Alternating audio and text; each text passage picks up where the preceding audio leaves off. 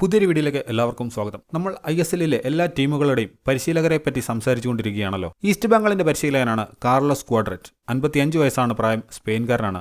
5 വർഷം പരിശീലകനായി ബംഗളൂരുവിനൊപ്പം ഉണ്ടായിരുന്നു ക്വാഡ്രറ്റ്. ബംഗളൂരുവിനെ 57 മത്സരങ്ങളിൽ പരിശീലിപ്പിച്ച അദ്ദേഹം 27 വിജയങ്ങൾ നേടിയെടുത്തു.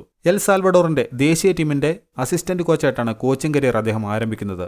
2016-17 സീസണിൽ ബംഗളൂരുവിൽ അസിസ്റ്റന്റ് കോച്ചായി നിയമിതനായി. തൊട്ടടുത്ത സീസണിൽ അവരുടെ ഹെഡ് കോച്ചുമായി. ബംഗളൂരു വിട്ട ശേഷം സൈപ്രസിലെ ആരിസ് ലിമാസോൾ, ഡെൻമാർക്കിലെ മിഡ്ജി ആലൻഡ് എന്നീ ക്ലബ്ബുകളുടെ സഹപരിശീലകനായി അദ്ദേഹം പ്രവർത്തിച്ചു. 2018-19 സീസണിൽ ബംഗളൂരുവിനൊപ്പം പരാജയമറിയാതെ 11 മത്സരങ്ങൾ അദ്ദേഹം നേടിയെടുത്തു.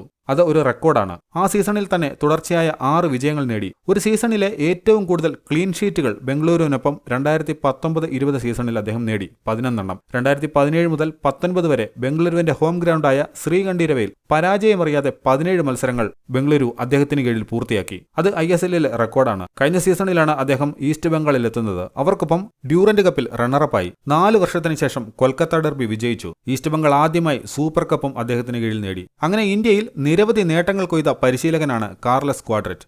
എന്നാൽ കഴിഞ്ഞ ISLൽ 9ാം സ്ഥാനത്താണ് ഈസ്റ്റ് ബംഗാൾ അദ്ദേഹത്തിന് കീഴിൽ ഫിനിഷ് ചെയ്തത്. എന്നാൽ ഈ സീസണിൽ ISL കിരീടം തന്നെ സ്വന്തമാക്കാൻ ഉറച്ച് ഒരുപിടി മികച്ച താരങ്ങളെ അവർ സ്വന്തമാക്കിയിട്ടുണ്ട്.